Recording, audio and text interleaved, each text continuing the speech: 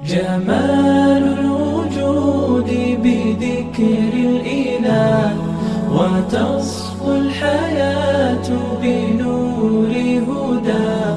السلام عليكم ورحمة الله وبركاته.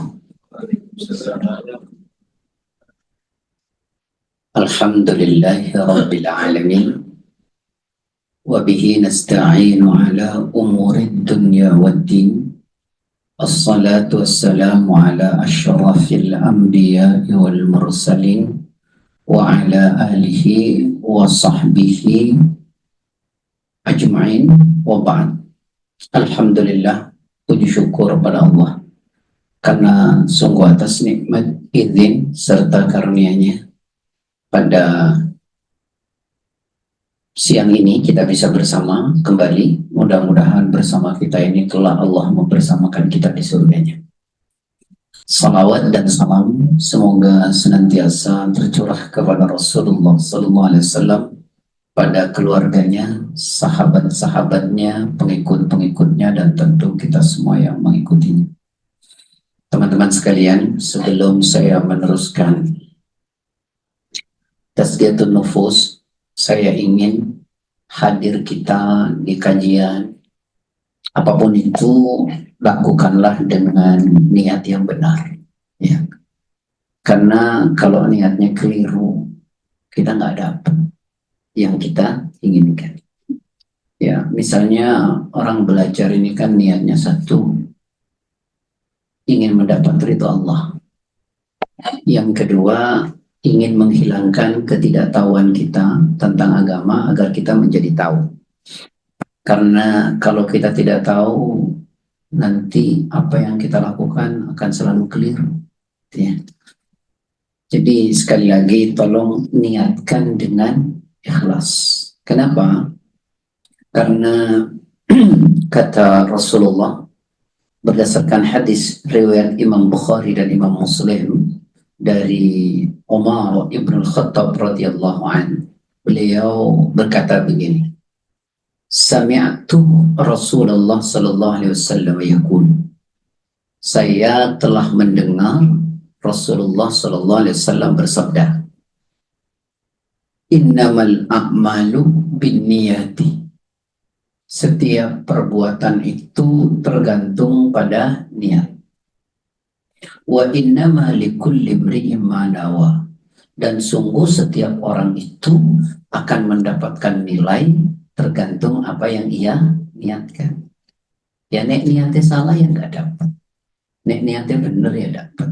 Tadi diceritain Ustaz, alhamdulillah sekarang kalau ngaji disiapin makanan Ustaz. Kadang-kadang somai, kadang-kadang bakso. Semoga ngajinya tidak untuk itu. Karena kalau ngajinya untuk itu ya cuma dapat makan, nggak dapat apa-apa.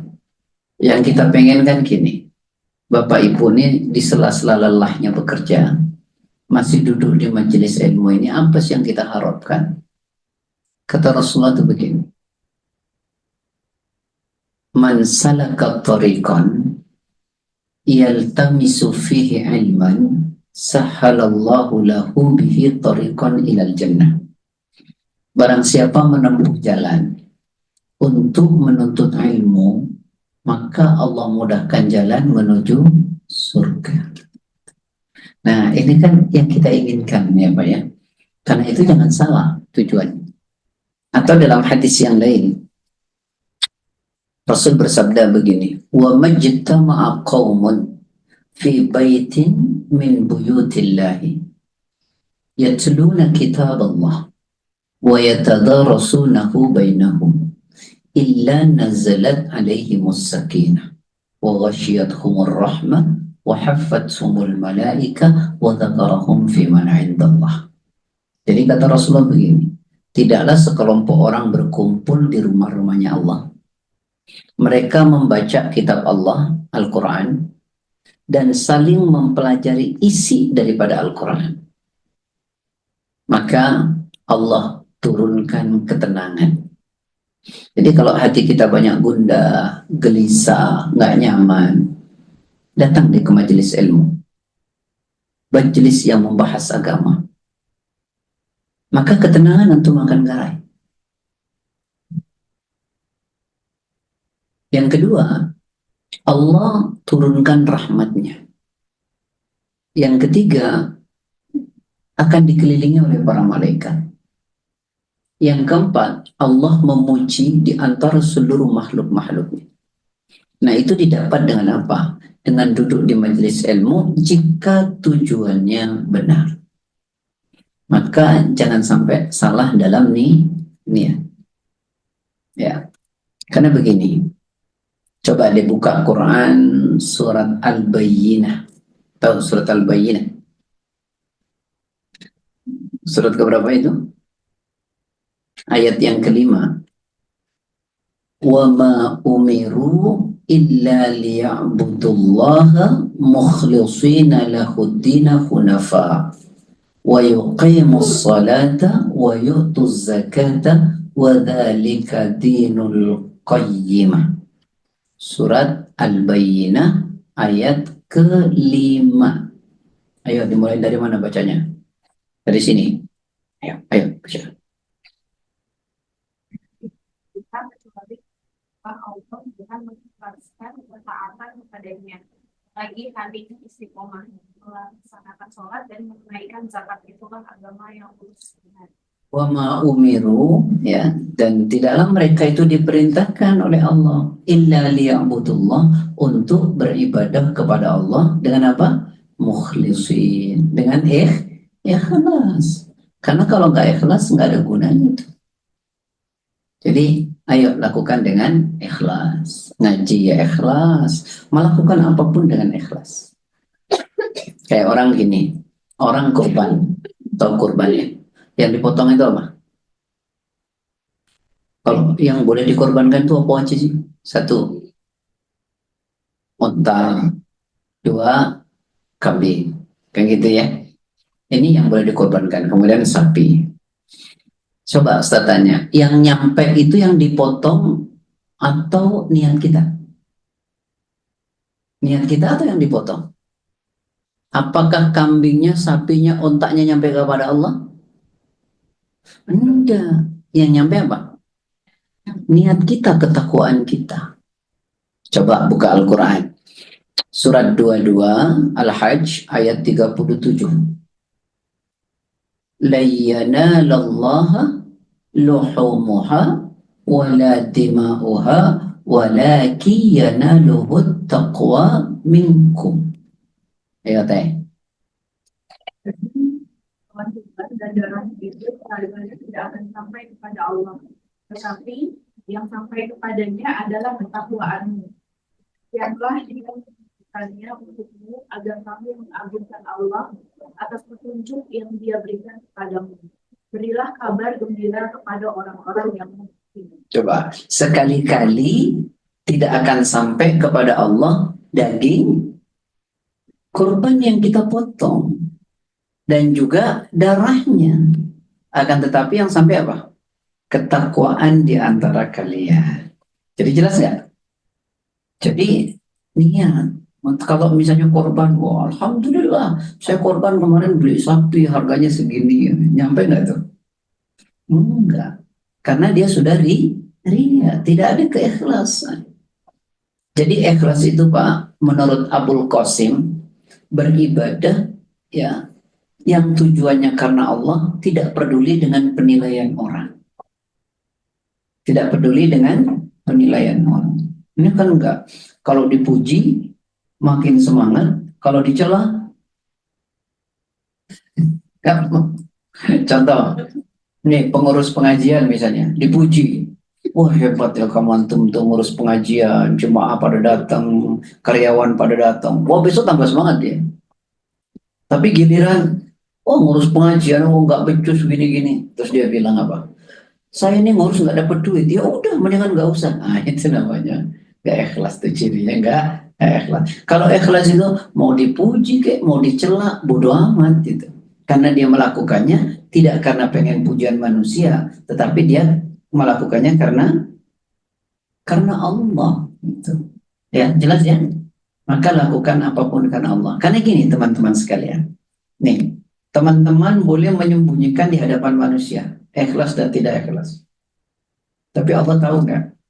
Tahu apa yang tersimpan di hati bapak-bapak dan ibu-ibu ini dan mbak-mbak ini. Yang nggak ikhlas tuh tahu loh Allah. Ya. Coba deh buka Quran surat Al-Imran ayat 29. Qul in tukhfu ma fi sudurikum aw tubduhu ya'lamullah. Betul. Ayo, ibu yang seragamnya beda sendiri.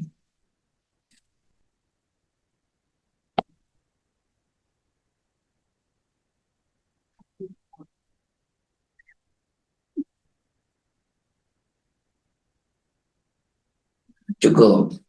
Katakanlah, ya, jika kamu menyembunyikan dalam hatimu atau engkau menampakkannya, maka sesungguhnya Allah Maha tahu. Itu. Jadi ibu mau tampakkan, mau disembunyikan, Allah itu Maha mengetahui. Jadi ria atau tidak, orang bisa nggak ngerti. Orang bisa tidak tahu, karena kita bisa sembunyikan. Tapi kalau di hadapan manusia bisa nggak di hadapan Allah bisa nggak disembunyikan? Nggak bisa. Allah maha tahu. Karena itu perbuatan tergantung kepada niat. Tuh, makanya di sini tadi ada yang bilang, barang siapa hijrahnya karena dunia, kan gini, hijrah itu ada yang melakukannya di zaman Nabi karena dunia.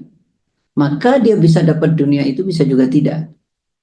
Ya, karena dulu begini, di Mekah itu kan pertanian tidak subur, ya. Di Madinah itu subur, sehingga dia pergi dari Mekah ke Madinah itu niatnya untuk itu. Makanya kenapa ada hadis, barang siapa yang hijrah karena tujuan dunia, dia bisa mendapatkan dunia itu. Tapi bisa juga tidak. Itu sangat spekulasi. Gitu. Bahkan di sini ada yang dijelaskan, awimra'atin yankihuha. Ada orang yang tujuan hijrahnya dulu, Bu, Pak, dari Mekah ke Madinah itu untuk tujuan perempuan. Apa maksudnya tujuan perempuan? Ada namanya Ummu Quraisy. Jadi ada yang ngelamar. Ummu Quraisy itu menerima dengan syarat, kalau engkau ikut hijrah, maka saya terima. Jadi dia itu hijrah karena apa? Ya karena Ummu Quraisy, karena pengen diterima lamarannya. Nah itu tidak karena Allah. Ya, yang mendapatkan nilai karena Allah itu jika tujuan hijrahnya betul-betul karena Allah. Sama dengan antum. Ya, antum melakukan ibadah ya karena Allah, ya antum dapat karena Allah. Nih, kata Fudail bin Iyad begini. Ini perhatiin Ustaz ngomong. Karena kalau nggak serius antum nggak paham. Meninggalkan ibadah karena takut kepada manusia atau karena manusia itu adalah riya. Saya ulangi ya, meninggalkan ibadah karena manusia itu riya. Sedangkan melakukan ibadah karena manusia itu syirik. Paham nggak? Coba ulangi. Gimana? Hafal dulu deh, jangan paham dulu. Meninggalkan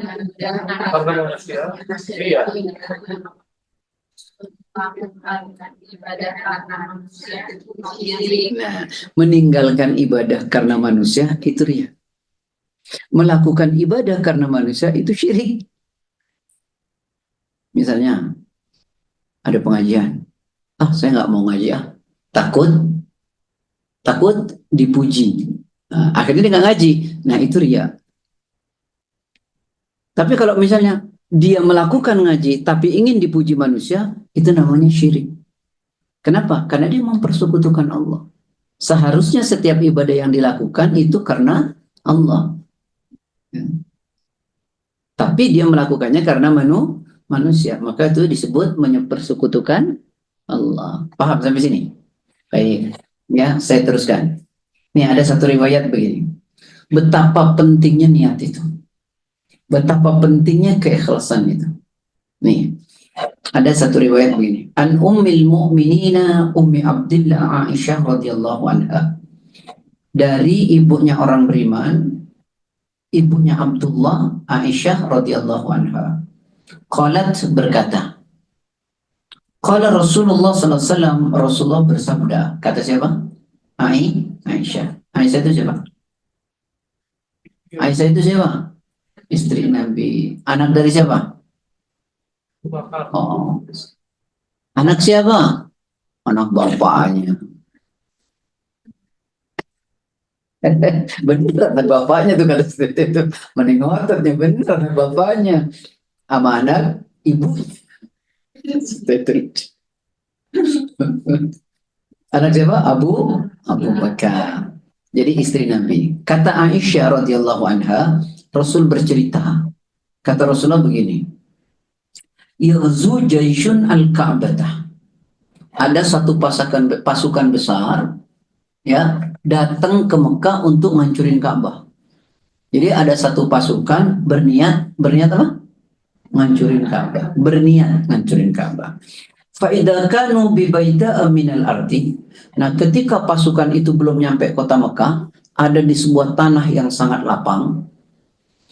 Yukhsafu bi awalihim wa akhirihim. Oleh Allah dibenamkan tuh seluruhnya tuh, dari ujung depan sampai ujung belakang. Ini pasukan mau ke Mekah untuk ngancurin Ka'bah. Sebelum masuk kota Mekah, berada di tanah yang lapang, mereka semua dihancurin, dibenamkan oleh Allah. Dari ujung depan sampai ujung belakang, satu pun tak tersisa. Semua dibenamkan. Tahu nggak peristiwa itu apa namanya? Halo? Alfin, Masya Allah. Pasukan apa?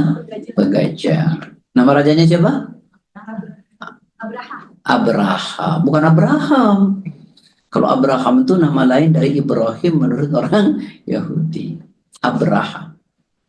Hafal kan ayatnya kan? Alam tara kaifa fa'ala rabbuka bi ashabil fil. Alam, hafal semua ya, surat favorit yang paling panjang kalau buat sholat. Oh iya lagi. Biasanya apa memang? Masya Allah. Biasanya kulhu. Sekali ganti inna atoina. Sekali ganti lagi wal asri. Masya Allah. Ini muka-muka inna atoina sama wal asri. Yang sekali-kali panjang itu. Ya itu panjangnya Al-Fil. Masya Allah. Nah ini cerita kata Aisyah, ada pasukan mau datang ke Ka'bah untuk mendatang ke Makkah untuk ngancurin Ka'bah. Ketika mereka berada di sebuah tanah yang lapang, maka oleh Allah dibenamkan semua tuh. Dari ujung depan sampai ujung belakang, nggak ada sisa, habis. Nggak ada sisanya. Lalu qalat, Aisyah nanya, kuntu, kata Aisyah, aku bertanya kepada Rasulullah, ya Rasulullah, wahai Rasulullah, kaifa yukhsafu bi awwalihim wa akhirihim? Kenapa kok semuanya dibenemin tuh, dihancurin dari ujung depan sampai ujung belakang tak tersisa? Wa fihim aswaquhum, padahal di tengah-tengah mereka tidak semuanya tentara. Ada di antara mereka tuh orang yang datang berdagang. Kan biasa kan ya, kalau orang banyak ngumpul ada aja yang berdagang kan, betul ya? Dagang aqua, dagang somai, kan gitu kan ya? Ada aja tuh. Kenapa kok ikut dihancurin juga? Lalu kemudian wa man laisa minhum, dan orang yang ada di situ bukan bagian dari mereka, bukan tentara, bukan juga orang berdagang, cuma kebetulan ada di situ. Kenapa semua dari ujung depan sampai ujung belakang dia hancurin? Padahal tidak semuanya tentara yang niatnya mau ngancurin Ka'bah. Cuman kebetulan ada di situ, ada yang berdagang, kok semua dihancurin? Lalu kata Rasulullah, mengatakan Rasul, yukhsafu bi awalihim wa akhirihim. Aisyah, iya, semua dibenamkan dari ujung depan sampai ujung belakang tak tersisa, siapapun yang ada di situ. Summa yub'atsuna ala niyatihim. Kemudian mereka nanti di hari kiamat, pada hari yaumul ba'ats, dibangkitkan oleh Allah sesuai dengan niat mereka ada di situ. Ya, memang dihancurin semua, tapi kelak ketika dibangkitkan oleh Allah di hari kiamat sesuai dengan niatnya. Nanti kita baru tahu nih siapa yang ikhlas ngaji, siapa yang enggak. Taunya kapan? Nanti di hari kiamat. Jangan ngomong begini, tanya ikhlas nggak lu? Nggak boleh. Ya, kayak kita ditilang di jalanan ya. Mana bisa ditilang jalanan bayar tuh berapa? 500 pakai ditanya ikhlas nggak? Kagak ya Pak ya. Pakai ditanya ikhlas apa kagak? Nah, ikhlas enggak itu ada di mana? Di hati, beda sama mulut. Betul nggak? Makanya nggak perlu ditanya tuh ikhlas apa kagak. Jelas ya? Nah, inilah. Jadi bahwa ibu-ibu yang dirahmati oleh Allah, kedudukan niat berarti sangat penting. Semua ada di situ, semua dihancurin, tapi ketika dibangkitkan sesuai dengan niat mereka ada di situ. Makanya gini, ini pelajaran yang kedua, berbeda dengan niat. Jangan biasain kita ada di tempat yang nggak baik. Karena ketika oleh Allah ditegur, itu nggak dipilih. Semuanya kena. Perhatiin ulang ya.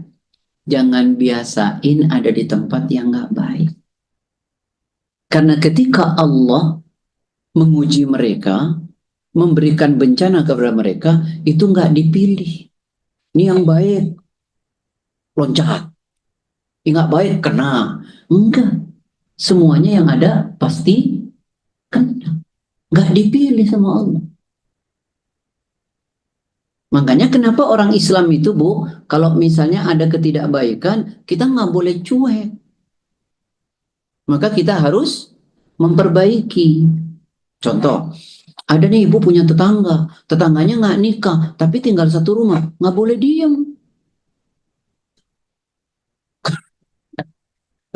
Laporin sama RT, sama RW, ini kumpul sapi. Gitu. Ini kumpul kebo gitu, kasih tahu. Kenapa? Karena nanti ketika bencana datang, itu nggak dipilih, semuanya kena gitu loh. Ya, semuanya kena. Coba nih, ibu perhatiin. Apa yang kena bencana itu dipilih oleh Allah? Enggak. Akibat siapa? Akibat orang ngerusak. Karena dibiarin. Jadi sebenarnya cobaan itu kan, mohon maaf ya, diundang. Cobaan itu diundang. Oleh siapa? Oleh manusia.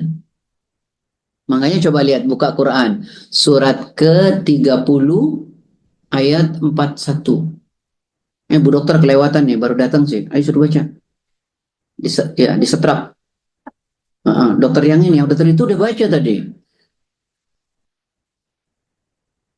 Zaharal fasadu fil barri wal bahri bima kasabat aydin nas liyudhiqahum ba'dalladzi amilu la'allahum yarji'un.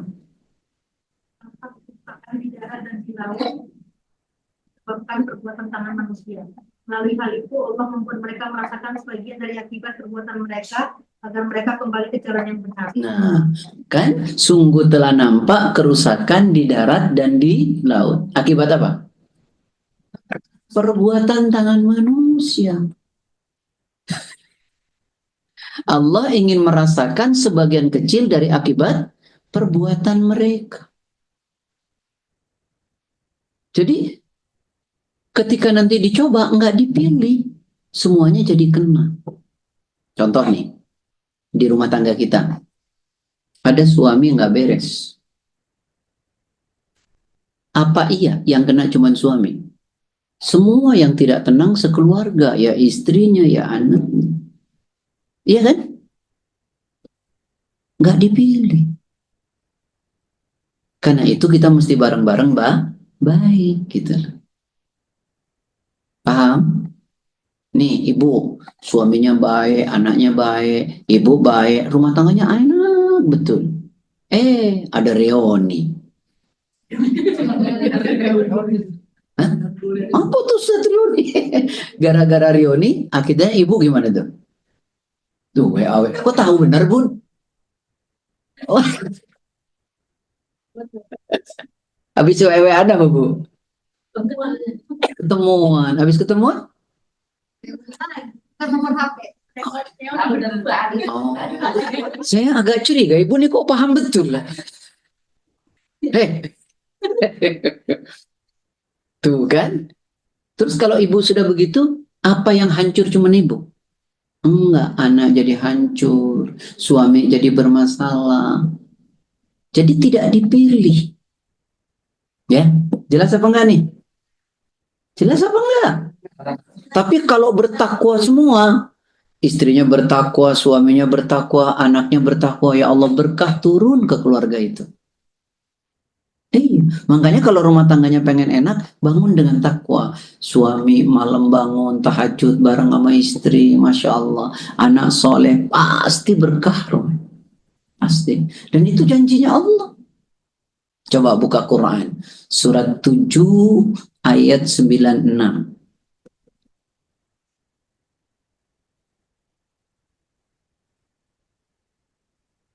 أعوذ بالله من الشيطان الرجيم ولو أن أهل القرى آمنوا واتقوا لفتحنا عليهم بركات من السماء والأرض ولكن كذبوا فأخذناهم بما كانوا يكسبون.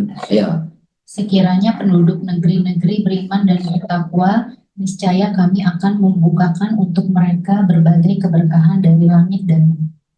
Akan tetapi mereka mendustakan para rasul dan ayat-ayat kami. Maka kami menyiksa mereka disebabkan oleh apa yang mereka selalu kerjakan. Sekiranya kata Allah, penduduk negeri itu beriman betul, bertakwa betul. Apa yang dijanjikan oleh Allah? Allah bukakan pintu berkah dari langit, dari bumi. Untuk siapa? Untuk penduduk negeri itu. Sama Bu, rumah tangga dibangun dengan takwa-takwa, pasti keberkahan diberi oleh Allah. Keberkahan itu bukan cuma soal rizki, ketenangan, kebahagiaan, kenyamanan.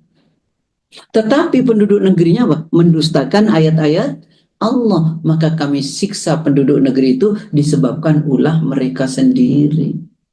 Jadi rumah tangga hancur itu karena siapa? Karena awak dewe, karena diri sendiri. Oh, enggak dibangun dengan takwa, dibangun dengan kemaksiatan, dibangun ketidakbaikan. Ya bagaimana? Maka keberkahannya dicabut oleh Allah. Cuman kita kan konyol. Kalau rumah tangganya bahagia, ditanya, hebat ya kamu ya. Ya Allah, rumah tanggamu tuh kok harmonis terus. Jawabannya apa? Ya usahalah jadi istri yang baik, jadi suami yang baik. Ya betul ya? Giliran ditanya, kenapa sih rumah tanggamu kayaknya nggak pernah tenang? Jawabannya apa? Udah takdir Allah. Ayo, suka begitu nggak? Giliran enak, usaha. Giliran nggak enak, takdir Allah. Wah, itu ambil martil kecil, ketok kepalanya sedikit, konslet dia punya kepala. Nggak gitu. Ketika kenikmatan itu terjadi, itu dari Allah. Ketika ketidakenakan itu terjadi, karena kita. Coba buka Quran. Surat keempat ayat 79. Ma asabaka min hasanatin famin Allah. Wa ma asabaka min sayyiatin famin nafsik. Apa saja nikmat yang kamu peroleh adalah dari Allah, dan apa saja bencana yang menimpamu maka dari kesalahan dirimu sendiri. Cukup. Jadi apa saja nikmat yang kamu peroleh dari siapa? Saya ulangi, apa saja nikmat yang kamu peroleh dari siapa? Pantas nggak ibu bilang, usahalah, peras keringat, banting tulang, pala jadi, kaki jadi jalannya harus terbalik gitu ya. Coba itu. Nggak pantas, semua datangnya dari Allah. Kalau diberi cobaan, apa dia bilang? Takdir. Jadi apa saja kenikmatan yang kau raih datangnya dari Allah. Apa saja cobaan yang menimpa dirimu datangnya dari karena ulahmu sendiri. Makanya kita harus pandai introspeksi diri. Kenapa ya rumah tangga saya kayak gini? Kenapa kok begini? Kenapa begini? Ayo evaluasi diri kita. Perbaiki. Jangan dibalik-balik ya. Jelas apa enggak? Kalau ternyata kita sudah baik melakukan sesuatu, sudah berusaha, sudah berdoa, kemudian datang sesuatu, itu namanya cobaan. Ya, ujian. Tapi percayalah bahwa ujian yang Allah kasih itu dibandingkan dengan nikmat yang ibu terima, nggak ada apa-apanya. Betul nggak? Tuh, kata Bu Dokter, betul. Ya, betul. Betul nggak, Dok? Betul. Coba saya tanya. Dokter ya? Ya. Boleh saya tanya nggak, Dok? Boleh. Jawabnya jujur. Kalau nggak jujur masuk neraka loh, Dok. Iya, Pak. Insya Allah. Saya tanya, Dok. Dokter pernah dicoba nggak, Bang? Semua pernah diuji nggak? Pernah. Banyak atau sedikit? Lumayan. Itu jawaban ambivalence.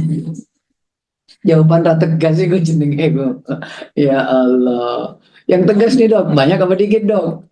Lumayan banyak, Pak. Nah, ya, itu mulai agak sedikit, nanti lama-lama banyak lah. Lama-lama banyak gitu ya. Coba, dokter, baca Quran surat kok lupa saya. Surat 14 ayat 34. Wa atakum min kulli ma sa'altumu wa in ta'uddu ni'matallahi la tuhsuha innal insana la zalumun kafar. Silakan.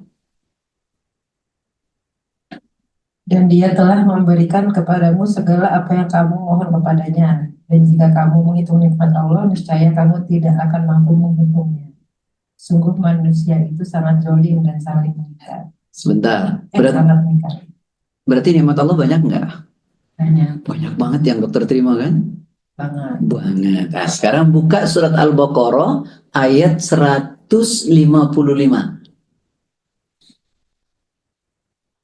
وَلَنَبْلُوَنَّكُمْ بِشَيْءٍ مِّنَ الْخَوْفِ وَالْجُوعِ وَنَقْصٍ مِّنَ الْأَمْوَالِ وَالْأَنفُسِ وَالثَّمَرَاتِ وَبَشِّرِ الصَّابِرِينَ. Ya.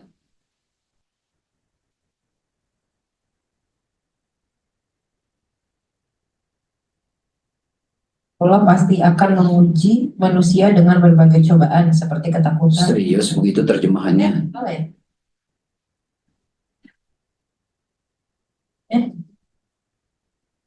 Kami pasti akan mengujimu dengan sedikit ketakutan, kelaparan, kekurangan harta, jiwa, dan buah-buahan. Sampaikanlah, wahai Muhammad, kabar gembira pada orang-orang. Coba pelan-pelan. Dan pasti kami akan menguji kamu dengan sedikit. Dengan sedikit. Yang banyak? Yang banyak apa tadi?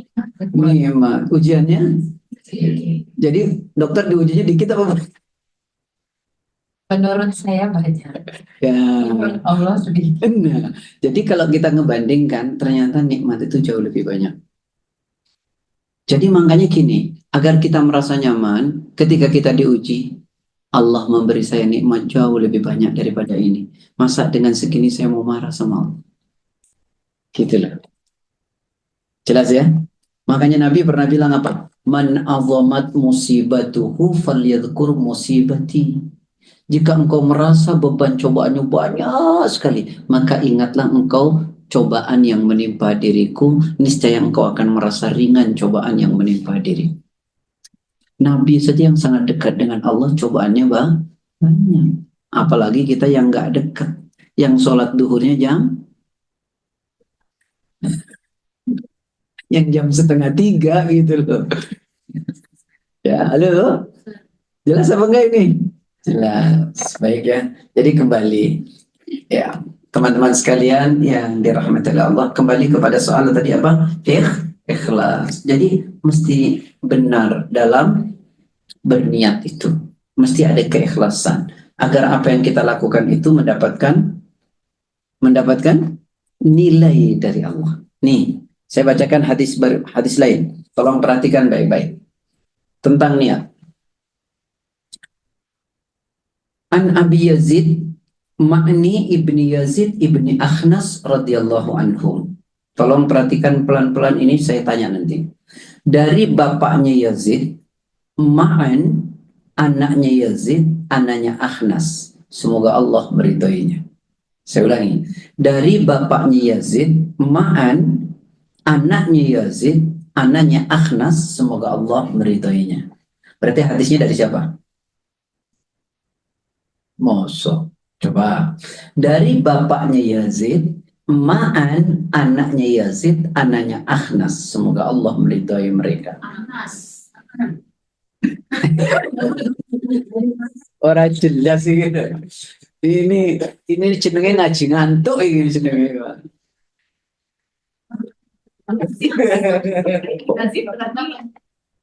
Tuh si Yazid, tuh Yazid ya. Perhatiin ulang-ulang. An Abi Yazid, ma'na ibni Yazid ibni Akhnas. Dari bapaknya Yazid, Ma'an, anaknya Yazid, anaknya Akhnas. Berarti dari siapa?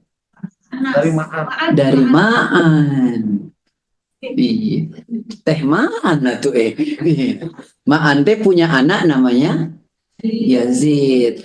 Boga bapak namanya Yazid. Gimana sih? Ma'an teh punya anak namanya Yazid. Ma'an punya bapak namanya Yazid. Makanya dari bapaknya Yazid, Ma'an, anaknya Yazid, anaknya Akhnas tuh. Ma'an punya anak namanya Yazid, punya bapak namanya Yazid, punya kakek namanya Akhnas. Tuh. Semuanya ternyata sahabat Nabi. Ya, dari Ma'an, bapaknya dan kakeknya. Semuanya adalah sahabat Nabi. Nah, ini ribut di Ma'an sama Yazid ini, bukan? Saya mau nyampaikan isi hadisnya, bukan soal Ma'an, Yazid, dan seterusnya. Nah, ini bicara tentang niat. Begini, kata ya Ma'an, karena Abi Yazid adalah ayahku Yazid, akhraja dananirah. Beliau mengeluarkan uang beberapa dinar. Ya, yatasaddaqu biha, yang uang itu untuk disodakohkan. Jadi ayahnya Ma'an, Yazid, kata Ma'an, mengeluarkan uang beberapa dinar untuk disodakohkan. Nah, fawadu'aha inda rajulin fil masjid. Caranya, beliau uangnya itu ditaruh di samping orang yang ada di dalam masjid. Pokoknya dilihat, nih orang kira-kira paling susah. Maka ditaruhnya uang itu di samping orang tadi. Di dalam masjid. Gitu loh dulu caranya orang itu, Bu, dalam bersedekah saking takutnya riya. Kalau kita kan enggak. Udah dicatat belum? Kalau diumumin tolong ya, lengkap namanya ya. Itu loh. Orang dulu tuh saking takutnya. Enggak ngomong-ngomong ditaruh di samping orang. Nah, sekarang perhatikan nih. Kemudian kata Ma'an, faji'tu fa'akhadtuha fa'ataituhu biha. Lalu saya datang, saya ambil tuang. Kata siapa? Kata Ma'an. Padahal Ma'an ini anaknya kan? Saya ambil uang itu, saya pergi ke ayahku, saya kasih. Karena dia pikir uang ayahnya jatuh.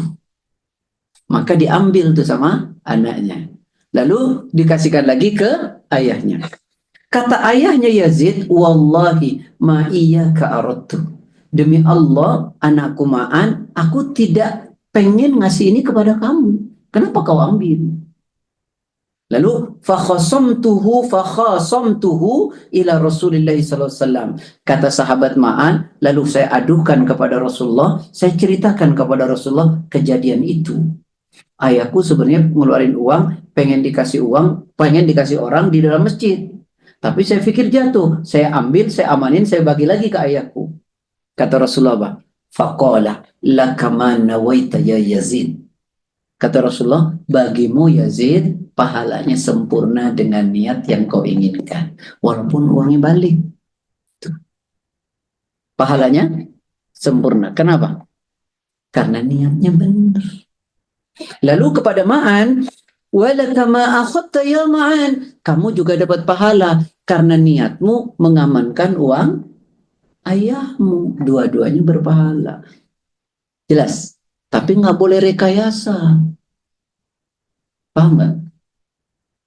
Ya, nggak boleh rekayasa. Contoh. Si ibu berdua. Nanti saya mau taruh uang di situ ya. Ya misal gitu loh. Kayak orang puasa, kan kalau puasa begini, misalnya nih, si ibu yang senderan puasa hari Senin. Lalu sama temennya yang di depan diajak, dikasih hadiah makanan. Boleh nggak berbuka? Boleh kalau puasa sunnah. Nah, sudah dapat pahala sempurna, dapat pahala menghormati yang ngasih. Tapi nggak boleh rekayasa. Besok Kamis saya mau puasa, tawarin makan ya. Nah, nggak ngono gitu ya. Paham ya? Itu namanya niat yang ada di dalam hati. Allah tahu enggak? Ya Allah tahu. Ya, karena itu niat itu penting. Jelas ya? Kenapa kok rame?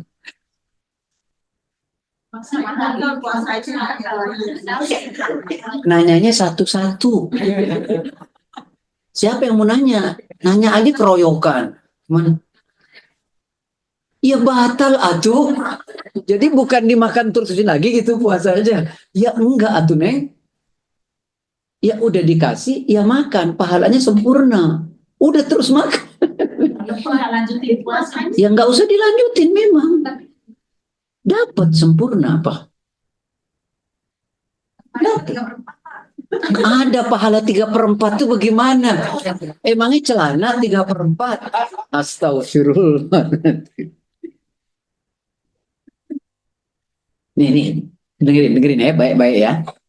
Ustadz bacain hadis tentang puasa, tentang niat puasa sunnah dan membatalkannya dalam kitab Bulughul Maram karya Imam Ibnu Hajar Al-Asqalani. Kata Rasul begini.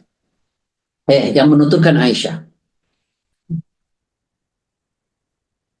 Satu hari dakhala alayya Nabi sallallahu alaihi wasallam. Jadi satu hari Nabi datang ke rumahku. Datang ke rumahku. Lalu Rasulullah tanya, ada sesuatu enggak? Laka syai'un, ada sesuatu enggak Aisyah? Maksudnya ada makanan enggak? Lalu kata Aisyah kepada Rasul, qultulah, enggak ada ya Rasulullah. Ini sudah waktu duha. Kira-kira jam 9, jam 10. Rasulullah ke rumah Aisyah. Ketika datang ke rumah saya, hal indakum syai'? Aisyah ada makanan enggak? Qultu, saya bilang kepada Rasulullah, enggak ada ya Rasulullah. Jadi enggak masak Aisyah rupanya. Nah, kata Rasulullah, ini sudah jam 10. Idzan ana shaim. Ya udah deh, kalau gitu saya puasa aja. Itu sudah jam, ya kira-kira duha. Berarti kan kalau puasa sunnah boleh niatnya setelah subuh. Tapi kalau ibu puasa wajib enggak sah tuh niatnya kalau tidak dilakukan sebelum subuh. Makanya kata Hafsah, "Man lam yubayyit as-siyam qabla al-fajr fala siyamalah." Barang siapa tidak berniat sebelum subuh untuk berpuasa wajib lalu berpuasa, maka tidak disebut puasa. Oke, ini clear ya? Bedanya puasa wajib, puasa sunnah. Kalau puasa sunnah niatnya boleh setelah subuh. Tapi ada syaratnya. Syaratnya belum makan dari subuh. Nah, iya atuh. Jadi nanti habis subuh nih makan bubur tuh. Bapak deh. Kan habis subuh sholat di masjid, pulang dari masjid makan bubur tuh depan masjid. Terus pulang ke rumah, tanya sama istrinya, hal indakum syai'? Ada makanan nggak wah istriku? Nggak ada. Ya udah kalau gitu saya puasa. Itu bahlul tuh. Bahlul ya. Bu dokter. Ayo. Hati-hati. Ya, udah selesai kan? Nah, sekarang saya jelaskan soal berbuka. Pada hari yang lain, ya, yaumin akhar, Rasulullah datang lagi ke rumahku. Lalu saya bilang, dia lana haish. Kata Aisyah. Ketika Rasulullah datang di hari yang lain, ya Rasulullah, ada hadiah lo untuk kita. Nama hadiahnya haish. Haish itu khas makanan Arab jadul. Haish namanya. Apa namanya? Haish. Pernah tahu nggak? Sama, saya juga nggak tahu. Saya cuma baca di kitab haish namanya. Jenis makanannya nggak tahu. Apa seperti mie ayam, apa seperti tidak tahu. Ya, namanya haish. Ya Rasulullah, ada makanan buat kita hadiah dari sahabat. Namanya haish. Qala, Rasulullah bilang, Arini itu artinya, coba perlihatkanlah kepadaku makanannya. Di Indonesia jadi nama orang ya. Ya. Namanya apa? Artinya apa? Perlihatkanlah kepadaku. Ya, kita kan kadang-kadang kasih nama asal lah itu. Iya, Masya Allah. Wong ada orang namanya Siti Mighrafa. Dulu saya punya santri namanya Siti Mighrafa. Mighrafa itu artinya gayung. Berarti Siti gayung. Lu mertua saya, Allahumma yarham, beliau sudah wafat ya. Dulu pertama saya datang itu, namanya itu Siti Takhwifa. Keren kan? Takhwifa. Padahal artinya intimidasi. Oh, gak serem juga kan, intimidasi. Makanya kalau mau kasih nama anak, tanya sama ustadz yang ngerti bahasa Arab. Ya, biar nggak salah nama. Dulu saya punya teman setengah ustadz. Ya, pandai ceramah nggak ngerti bahasa Arab, kan setengah ustadz cina gitu. Nama anaknya Tawakkaltu 'ala Allah. Coba tuh. Ya, saya iseng tambahin sedikit apa? La haula wala quwwata illa billah. Habis Tawakkaltu 'ala Allah coba. Nama itu ya isim, tidak boleh terdiri dari jumlah. Tawakal itu namanya jumlah. Jumlah itu dalam bahasa Indonesia namanya kalimat. Nggak boleh kalimat yang namanya nama. Nama itu pakai isim. Tidak boleh pakai fi'il, tidak boleh pakai huruf. Tapi pakai isim. Ngerti nggak sih? Ya sudahlah, susah. Biarin aja. Ya, saya teruskan. Itu urusan sono lah, urusan sono. Lalu kemudian ketika ditanya oleh Rasul, coba perlihatkan makanannya. Nah, namanya hais tadi, itu sudah waktu duha. Dan Rasulullah sedang berpuasa. Nah, ternyata makanan itu dimakan oleh Rasulullah. Tuh. Artinya, puasa sunnah boleh dibatalkan. Karena mendapat salah satunya hadiah makanan. Tuh. Nah, pahala puasanya sempurna. Dan dapat pahala lagi menghormati yang ngasih. Tuh. Tapi jangan begini. Hadiah nih makanan, makan. Habis itu terusin lagi puasa. Ya enggak, ya udah selesai puasanya. Tapi pahalanya sempurna. Enak apa enak? Enak. Tapi nggak boleh rekayasa. Tuh. Itulah niat. Jadi niat penting apa enggak kalau begitu? Sangat penting. Jelas ya? Yes. Alhamdulillah. Nih. Saya boleh bacakan satu hadis lagi, baru tanya jawab. Halo? Perhatikan, An Abi Bakr Nufai bin Haris Al-Thaqafi radhiyallahu anhu. Saya nggak mau tanya dari siapa hadis ini, pusing antum ini. Ya tadi lama di situ tebak-tebakan. Anna Nabi sallallahu alaihi wasallam qala, sesungguhnya Nabi Muhammad SAW bersabda, "Idzal taqa al-muslimani bisayfayhima," ya. Jika dua orang nih berhadap-hadapan, masing-masing sudah membuka sarung pedangnya, berarti mau ngapain tuh? Mau berantem? Oh, cuma berdua kok. Kalau perang tuh orang banyak. Ini gimana sih? Ini ciri-ciri ngantuk ini ngaji ini. Oh, dua orang masa perang? Dua orang sudah menghunus pedangnya. Berarti mau ngapain? Mau berantem. Itu baru benar tuh. Fal qatil wal maqtul finnar. Yang membunuh dan yang terbunuh dua-duanya masuk neraka.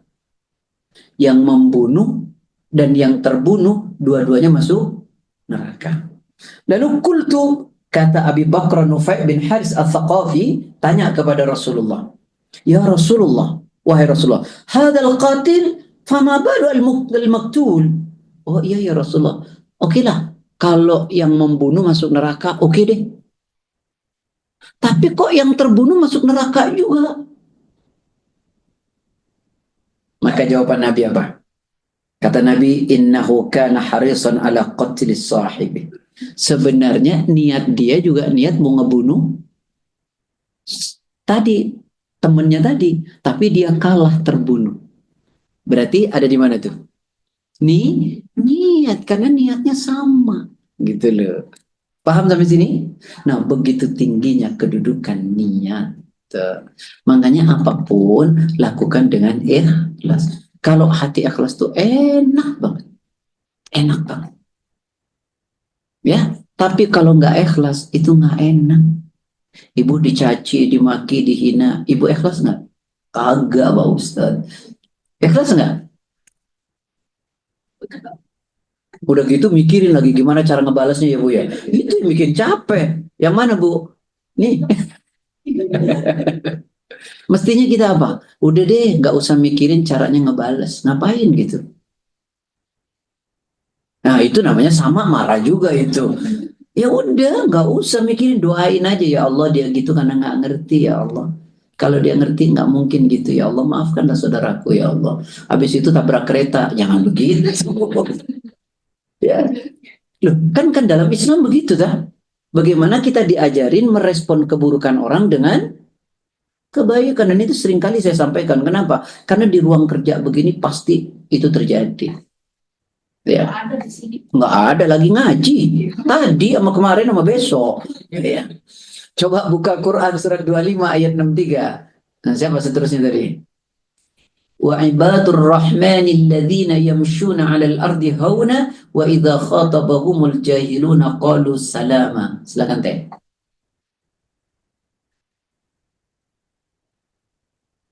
Dan para hamba Allah itu adalah orang-orang yang berjalan di atas bumi dengan tenang dan mantap tanpa bersikap angkuh. Dan ketika orang-orang bodoh berbicara kepada mereka tentang sesuatu yang menyakiti mereka, maka mereka akan berkata semoga keselamatan atasmu. Masya Allah. Tapi ini bukan terjemahan itu penjelasan. Ya, sama. Iya, karena terjemahannya nggak gitu. Sudah nggak apa-apa Teh. Malah lebih paham lah yang lain itu Teh. Iya. Faktanya.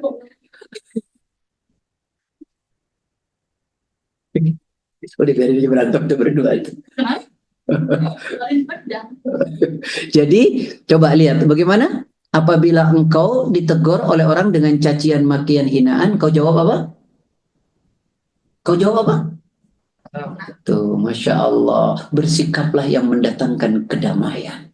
Berkatalah yang mendatangkan kedamaian. Karena kalau kalian membalasnya sama, apa bedanya kalian sama dia? Nggak ada bedanya. Ya, Bu Dokter. Kadang-kadang kan begitu ya pasiennya. Udah sabar aja Bu Dokter. Ya. Kalau nggak sabar-sabar, gue udah tambahin nih suntikannya nih. Itu Bu Dokter. Jadi gini, makin besar cobaannya, makin besar tuh pahalanya itu. Tapi cobaan jangan dicari. Ya. Buka lagi Quran. Surat 41 ayat 34 sampai 35. Terakhir. Ayat Surat 41 ayat 34-35. Wala tastawil hasanatu wala sayyi'atu idfa billati hiya ahsan fa idzal ladzi bainaka wa bainahu adawatun ka'annahu waliyyun hamim wa ma yulaqaha illa alladziina sabaru wa ma yulaqaha illa dzu haddin 'adzim.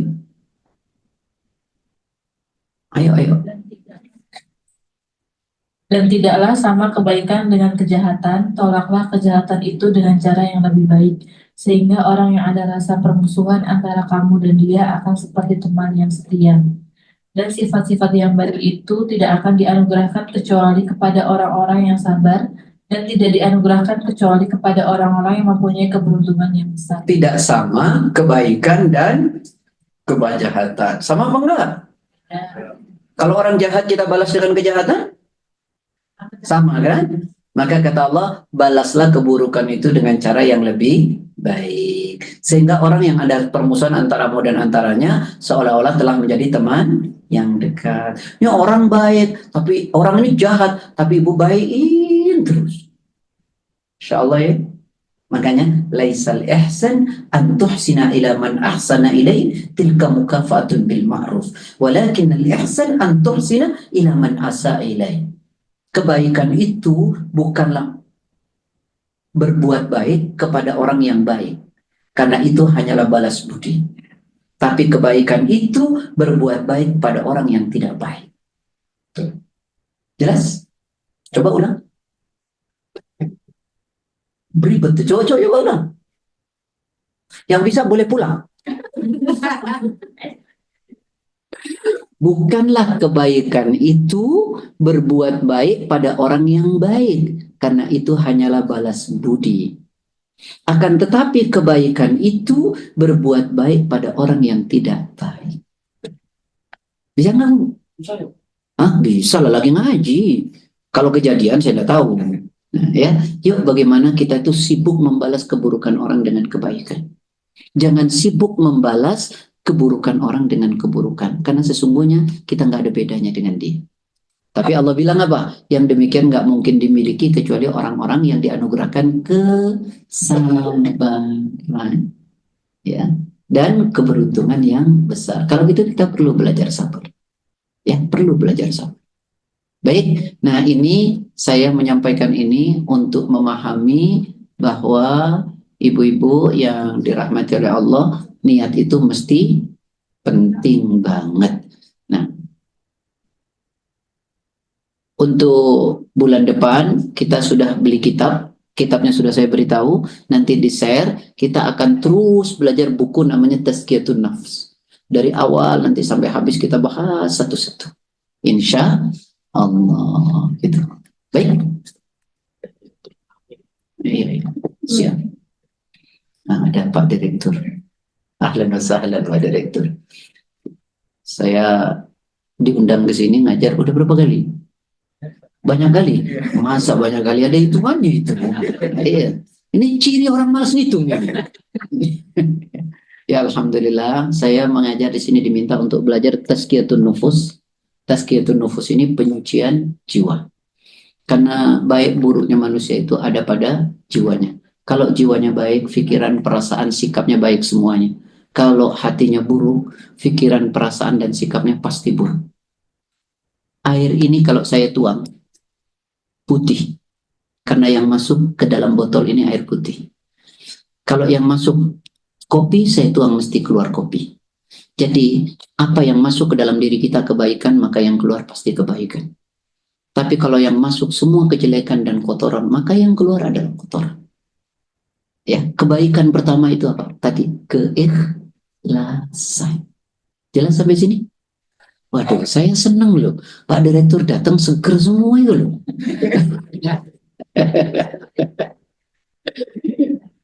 Emang mestinya begini, tipikal Umar bin Khattab. Jadi kalau pimpinan itu duluan loh. Jadi semuanya datang. Ini gak kono ya gak teko. Tapi alhamdulillah sih, teman-teman ini rajin-rajin biasanya. Alhamdulillah. Baik, masih ada 5 menit. Ada pertanyaan?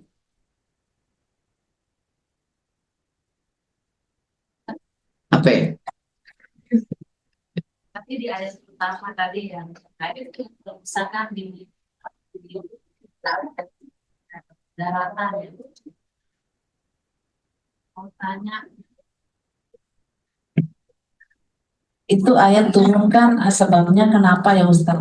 Saat ini kan ada kejadian bencana gitu. Nah, ketika ayat itu, ini kan ayat sudah lama Pak. Nah, itu waktu itu ceritanya bagaimana sehingga ada ayat tersebut? Ya Allah. Yang pertama, saya ingin mengingatkan teman-teman. Kalau di skala ceramah umum, kayak gini, apalagi di share begini, tidak saatnya kita membahas kenapa itu terjadi. Saatnya sekarang adalah empati. Bagaimana kita mengatakan ini datang dari Allah, kembali kepada Allah. Lalu kemudian memberi support kesabaran kepada saudara-saudara kita dan memberi doa dan bantuan apa yang kita bisa lakukan. Bukan saatnya kita kemudian mengorek kenapa itu terjadi. Karena itu bisa menyakiti saudara-saudara kita. Bahwa harus ada evaluasi, iya. Ya, saya tahu apa yang Ibu tanyakan. Kenapa itu turun? Karena ini di-share. Kalau tidak di-share, saya bisa jelaskan rinci. Ini di-share, nanti semua orang lihat, dan ini bahaya. Ya.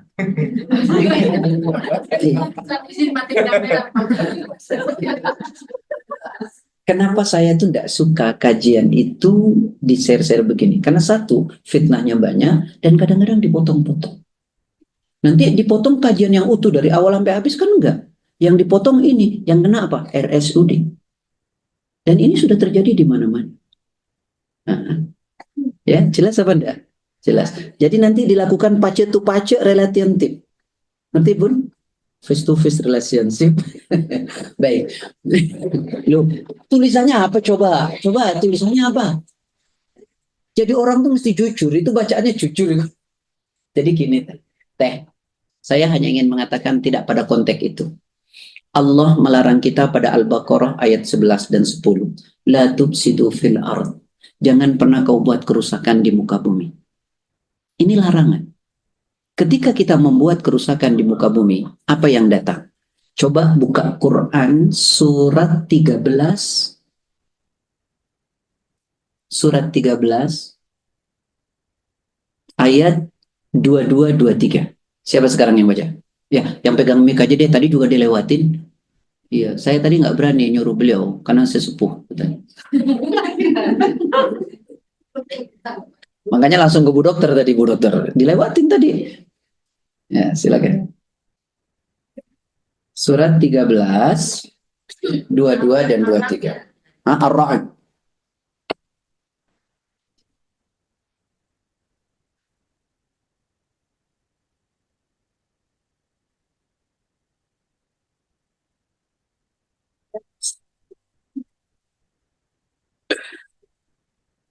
Yang kedua artinya orang-orang yang bersabar dan mencari keridhaan Tuhan mereka, mendirikan salat, menginfakkan sebagian rezeki yang kami berikan kepada mereka secara sembunyi-sembunyi atau terang-terangan dan membalas keburukan dengan kebaikan. Orang-orang itulah yang mendapat tempat kesudahan yang baik. Sebentar, Bun. Di ayat 25 langsung, Bun. Ayat 25. Tinggal terusin scroll ke atas. Alladzina yanquduna ahdallah min ba'di mitsaqihi wa yaqta'una ma amara Allah bihi an yubsal.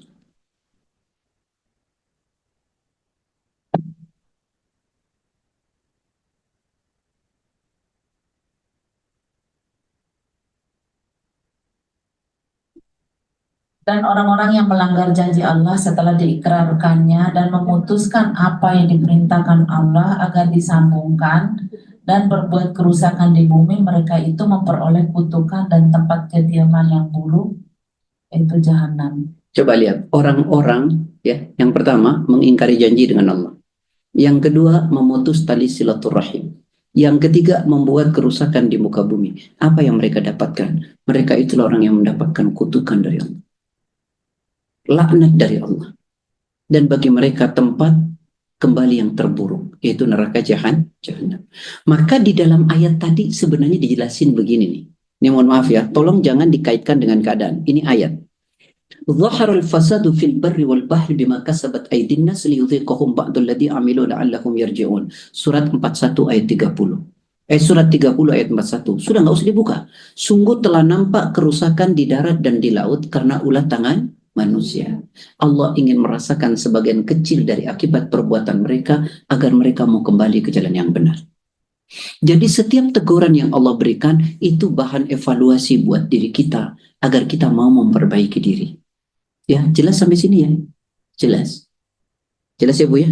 Tapi tidak spesifik, jangan bicara itu. Itu dulu. Jadi kerusakan itu karena kita. Makanya saya katakan, cobaan ujian itu tidak Allah berikan, tapi kita yang ngundang. Kita yang mengundang. Saya beri contoh lain. Quran surat 16 ayat 112. Allah Ta'ala berfirman, وَضَرَبَ اللَّهُ مَثَلًا قَرْيَةً كَانَتْ آمِنَةً مُطْمَئِنَّةً يَأْتِيهَا رِزْقُهَا رَغَدًا مِنْ كُلِّ مَكَانٍ فَكَفَرَتْ بِأَنْعُمِ اللَّهِ فَأَذَاقَهَا لِبَاسَ الْجُوعِ وَالْخَوْفِ بِمَا كَانُوا يَصْنَعُونَ. Allah memberikan perumpamaan tentang satu negeri. Yang negeri itu dahulunya aman, tentram. Rizkinya datang dari segala penjuru tempat. Tapi penduduk negerinya mengingkari nikmat-nikmat Allah. Dia rusak. Maka Allah ganti semua kenikmatan dan rizki tadi dengan pakaian kelaparan dan ketakutan. Itu semua karena ulah penduduk negeri itu sendiri. Betul atau tidak? Saya ingin mengatakan ayat-ayat yang tadi ditanya ibu itu adalah ayat berevaluasi buat diri kita. Jadi kalau ada ketidakbaikan pada diri kita, jangan salahkan Allah, jangan katakan itu takdir. Jangan mengatakan itu takdir. Jangan-jangan kontribusi kita. Makanya tadi saya jelaskan kan pada surat 4 itu. Ma asabaka min hasanatin famin Allah. Seluruh kebaikan yang kau terima datangnya dari Allah. Wa ma asabaka min sayyi'atin famin nafsik. Dan apa saja keburukan yang terjadi pada dirimu karena ulah dirimu sendiri. Jadi Masya Allah, Quran ini luar biasa. Tinggal kita mau mempraktikkan atau tidak. Baik, sudah jam 3 ya. Saya mohon maaf lahir batin. Yang benar dari Allah. Kalau ada khilaf lisan ana, maafkan ana. Mulai bulan depan saya pengen semuanya punya bukunya. Ya, dan kita bisa bahas satu persatu. Assalamualaikum warahmatullahi wabarakatuh. Subhanakallah walhamdulillah la ilaha illa anta astaghfiruka wa atubu ilaik. Izinnya Pak ya.